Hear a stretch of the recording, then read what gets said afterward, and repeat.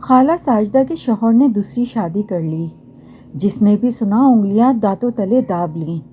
خالہ ساجدہ جیسی خوبصورت اور وفا شعار بیوی کے ہوتے ہوئے دوسری عورت کی ضرورت کیوں محسوس ہوئی بھلا؟ خالہ ساجدہ خوبصورت گوری چٹی تھیں۔ ان کی تینوں بیٹیوں نے ان کا ہی رنگ روپ چرایا تھا۔ خالہ ساجدہ بے حد نفیس اور دھیمے مزاج کی خاتون تھیں۔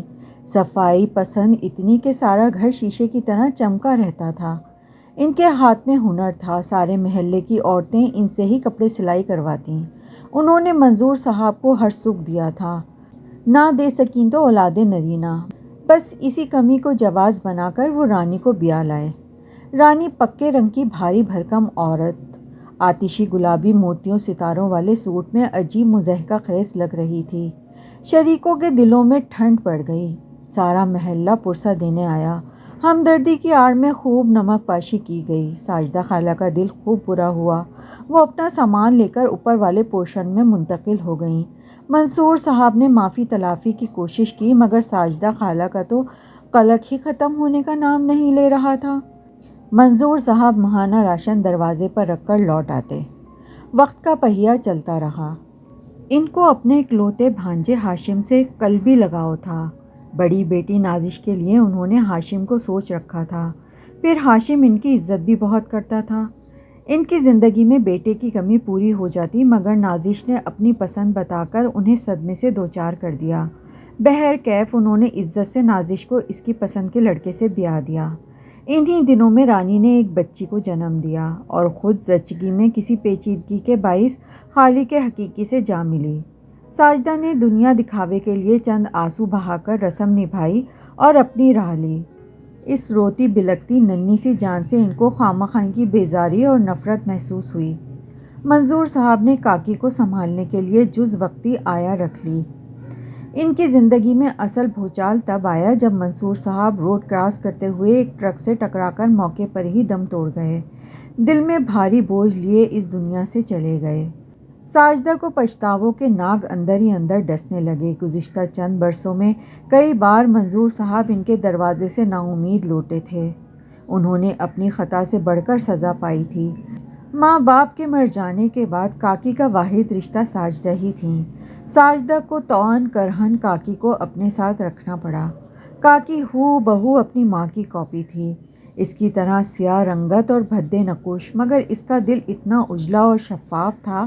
اس کے والد نے اسے یہی بتایا تھا کہ اس کی ماں اور بڑی بہنیں کسی وجہ سے ناراض ہو کر اوپر شفٹ ہو گئی ہیں، اور کاکی نے یقین بھی کر لیا تھا۔ بعد میں وقت گزرنے کے ساتھ ساتھ بہت سی باتیں وہ خود سمجھ گئی تھی۔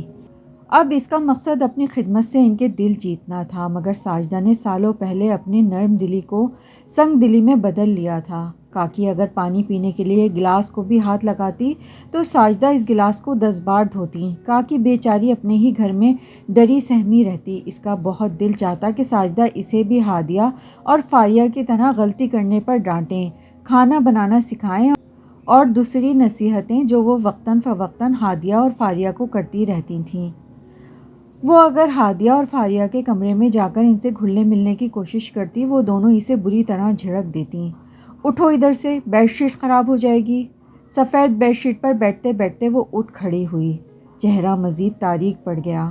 کیا دنیا کے سارے خوبصورت لوگ اتنے ہی مغرور ہوتے ہیں؟ کیا دنیا کے سارے بدصورت انسانوں کے ساتھ اسی طرح امتیازی سلوک روا رکھا جاتا ہے؟ وہ بیٹھ کر کبھی کبھی سوچتی رہتی۔ ہادیہ اور فاریہ دونوں جاب کرتی تھیں۔ کچن کے کام ساجدہ خود ہی کرتی تھیں۔ اس دن ساجدہ کے سر میں شدید درد شروع ہو گیا۔ وہ پین کلر کھا کر سو گئیں۔ سپہر اٹھ کر کچن میں آئیں تو کاکی کھانا بنا رہی تھی۔ اشتعال کی شدید لہر نے ساجدہ کو اپنے لپیٹ میں لے لیا۔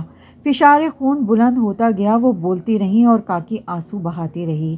یہ کس کتاب میں درج ہے کہ مجرموں کی اولاد سے نفرت کرو؟ اس کے والدین نے تو کوئی جرم بھی نہ کیا تھا مگر نفرت ہو یا محبت ان کے پیچھے کوئی وجہ یا لاجک نہیں ہوتی۔ ہادیہ اور فاریہ کے بالوں میں چاندی اتر رہی تھی مگر وہ شادی کے معاملے کو بلا وجہ طول دے رہی تھیں۔ ادھر نازش کے بچے جوان ہو رہے تھے مگر ہاشم نے ابھی تک شادی نہ کی تھی۔ ہاشم کی آمد ایک خوشگوار جھونکے کی طرح تھی۔ ساجدہ اسے دیکھ کر بہت خوش ہوئیں۔ نازش کی شادی کے بعد وہ بیرون ملک ایسا گیا کہ پلٹ کر خبر ہی نہ لی۔ اب 15 برس بعد لوٹا تو بہت کچھ بدل چکا تھا۔ ساجدہ کو ہاشم سے بہت محبت تھی۔ وہ ان کو ہادیہ کے متعلق سوچے بیٹھی تھیں، مگر ہادیہ جلد ہی ان کے ارادے بھاپ گئی۔ ان کے کچھ کہنے سے قبل ہی اس نے اپنے کولیگ سے کورٹ میرج کر لی۔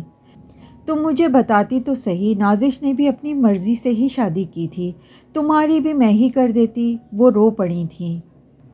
گستاخی معاف امی جان، مگر آپ کو آپ کے بھانجے سے اتنی محبت ہے کہ اس کا عیب ہی نظر نہیں آتا، جبکہ میں اپنی طرح خوبصورت ہم سفر چاہتی ہوں۔ میں نے جس آئیڈیل کے چکر میں اتنے سال ضائع کیے وہ آئیڈیل ہاشم بھائی ہرگز نہیں ہو سکتے۔ ان کی بیٹی کتنی خود غرض اور سفاک تھی، انہیں آج اندازہ ہوا۔ ان کی دلی تمنا تھی کہ وہ اپنے ہنر اپنی بیٹیوں میں منتقل کریں، مگر ان کی تینوں بیٹیوں کو سلائی کڑھائی سے کوئی دلچسپی نہ تھی۔ اس دن وہ کوئی پرانے ڈیزائن نکال کر دیکھ رہی تھی جب کاکی ان کے پاس آ بیٹھی۔ آپ مجھے بھی یہ سب سکھا دینا پلیز۔ ساجدہ نے ناگواری سے اسے دیکھا۔ وہ جب بھی اس سے مخاطب ہوتی اسے ہر بار منہ کھانی پڑتی تھی، مگر پھر بھی وہ باز نہیں آتی تھی۔ ساجدہ اپنی چیزیں سمیٹ کر اٹھیں اور تیزی سے سیڑھیاں اترنے لگیں۔ اسی سمے ان کا پیر ایسا پھسلا کہ وہ خود بھی پھسلتی چلی گئیں۔ دایاں پیر فریکچر ہوا تھا، ڈاکٹرز نے مکمل بیڈ ریسٹ کا کہا تھا۔ نازش اور ہادیہ مہمانوں کی طرح آتی اور تھوڑی دیر میں چلی جاتی۔ فاریہ نے آفس سے چند دن کی چھٹیاں لیں، مگر چھٹیاں ختم ہوتے ہی اس نے ساجدہ کی طرف ہاتھ کھینچ لیا۔ اب ساجدہ کو نہ چاہتے ہوئے بھی کاکی کو برداشت کرنا پڑتا تھا۔ وہ سارا دن ان کی خدمت میں جٹی رہتی، نت نئے سوپ بنا کر پلاتی، روز ایکسرسائز کرواتی، ہاشم بھی روز چکر لگاتا۔ خالہ جان، آج میں آپ سے کچھ مانگنے آیا ہوں۔ ہاشم کا سنجیدہ انداز دیکھ کر ساجدہ پریشان ہو گئیں۔ میں آپ سے آپ کی سب سے پیاری بیٹی کا ہاتھ مانگنے آیا ہوں، پلیز مجھے مایوس مت لوٹا دیجیے گا۔ ہاشم، تم میرے بہت عزیز ہو، مگر فاریہ سے پوچھے بغیر میں کوئی حتمی جواب دینے سے قاصر ہوں بیٹا۔ وہ سنبھل کر گویا ہوئیں۔ جی آپ فاریہ سے بھی پوچھ لیں، بہن ہونے کے ناطے اس کا بھی حق بنتا ہے، مگر جس کی زندگی کا فیصلہ ہونے جا رہا ہے اس کی مرضی بھی ضرور جان لیجیے گا۔ ساجدہ نے ناسمجھی سے دیکھا۔ کاکی، آپ کی سب سے چھوٹی بیٹی۔ ہاشم نے ان کی غلط فہمی دور کی۔ ساجدہ کی آنکھیں پھٹی کی پھٹی رہ گئیں، نگاہیں بے اختیار کچن کی کھڑکی کے سمت اٹھیں جہاں کاکی ساری بات سے بے خبر کھانا بنا رہی تھی۔ جتنا میں نے دنیا کو دیکھا پرکھا ہے خالہ، میرا نظریہ ہے کہ حسن پرستی گناہ ہے، اور حسن کے خطرات سے آگہی عقل کا پہلا زینہ ہے۔ میں ہر انسان کا ظاہر نہیں باطن دیکھتا ہوں۔ میں نے کاکی جیسی پیاری اور نیک لڑکی کہیں نہیں دیکھی، وہ مجھے میرا عیب نہیں جتلائے گی۔ گستاخی معاف، مگر فاریہ سے شادی کے بعد میرا حال بھی منظور خالو جیسا ہوگا، اسی لیے میں نے یہ فیصلہ کیا۔ ہاشم نے اپنا ہاتھ اٹھا کر اس کی انگلی اپنی دائیں آنکھ پر پھیری جو ایک حادثے میں چلی گئی تھی۔ اس حادثے نے اس کی زندگی بدل کر رکھ دی تھی۔ وہ کبھی لڑکیوں کا ہاٹ ٹاپک ہوا کرتا تھا، مگر اب منظور صاحب کے نام پر ساجدہ کو بہت کچھ یاد آ گیا۔ وہ اپنی خوبصورتی کے زوم میں مبتلا ہو کر بات بات پر منظور صاحب کو ان کی کم صورتی کا طعنہ دیتی تھیں۔ ان کے رویے سے دل برداشتہ ہو کر وہ دوسری بیوی لے آئے تھے۔ ٹپ ٹپ گرتے آنسو ان کے گال بھگونے لگے۔ اس لمحے ایک سیاہ ہاتھ آگے بڑھا اور ساجدہ کے آنسو پوچھ ڈالے۔ مت روئیں پلیز، وہ مضطرب تھی۔ ساجدہ کو زندگی میں پہلی بار کاکی سے نفرت اور اپنی حسن پرستی گناہ لگی۔ انہوں نے آگے بڑھ کر کاکی کو گلے لگا لیا۔ اب دونوں ہی رو رہی تھیں۔